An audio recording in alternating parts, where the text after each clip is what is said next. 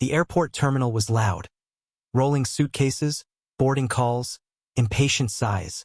But then, everything went quiet. A pilot's voice echoed across gate 27. And every passenger froze. Because what he said next wasn't just humiliating.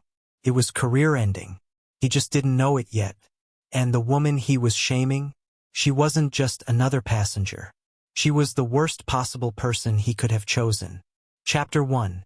The woman in seat 2A. Dr. Nia Richardson adjusted her blazer and glanced at her watch. She hated flying, but today wasn't about comfort. This trip mattered. She had flown overnight from Washington, D.C., heading to Atlanta for a closed-door aviation safety summit. No press. No cameras. No introductions. That was how she preferred it. To everyone else, she looked like an ordinary black woman in her late 30s. Neatly braided hair, minimal makeup, laptop bag slung over one shoulder. What no one in that terminal knew was this. Dr. Nia Richardson controlled billions of dollars in federal aviation funding. And careers rose or disappeared based on her signature. Chapter 2. The pilot who needed to feel important. Captain Ethan Cole had been flying for 17 years. Tall, confident, decorated, and deeply insecure. That morning he was already angry. His promotion to international routes had been delayed. A younger pilot had been praised instead of him. And corporate compliance audits were coming.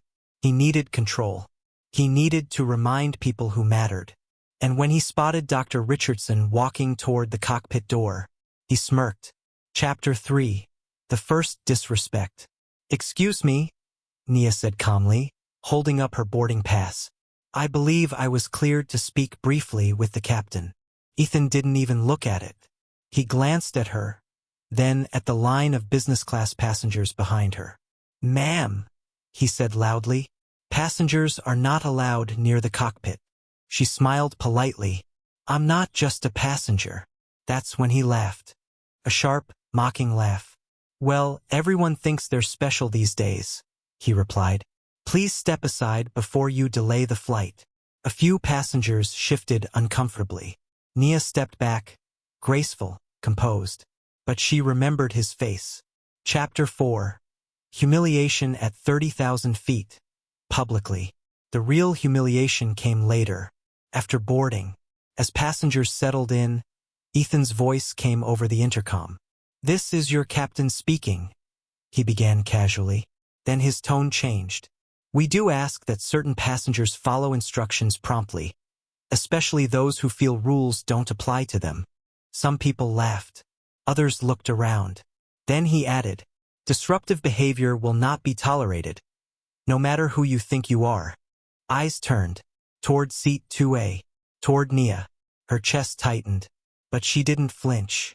She simply opened her notebook and wrote one word: Cole. Chapter 5. The flight attendant who knew better. Senior flight attendant Maria Lopez had worked aviation for 22 years. She recognized something immediately. Not ego, not arrogance, but danger. She approached Nia quietly. "I'm so sorry, ma'am," Maria whispered. "That announcement wasn't appropriate." Nia met her eyes. "It's all right," she said softly. "Please don't put yourself at risk." Maria swallowed hard. "May I ask what you do for a living?" Nia paused, then answered truthfully but quietly. "I evaluate pilots." Maria's face drained of color. Chapter 6. The meeting waiting on the ground. Meanwhile, in Atlanta, a boardroom full of executives waited. FAA officials, airline CEOs, government auditors. They were waiting for one person, Dr. Nia Richardson. She was scheduled to deliver the final compliance report. The same report that would determine which pilots advanced, which airlines were fined, which certifications were suspended, and yes, which pilots would never fly again. Chapter 7. The pilot pushes too far. Mid-flight turbulence hit. Seatbelt signs came on. Passengers complied, except one elderly man struggling with anxiety. Nia stood briefly to help him. That's when Ethan snapped. He stormed out of the cockpit, pointed, and raised his voice.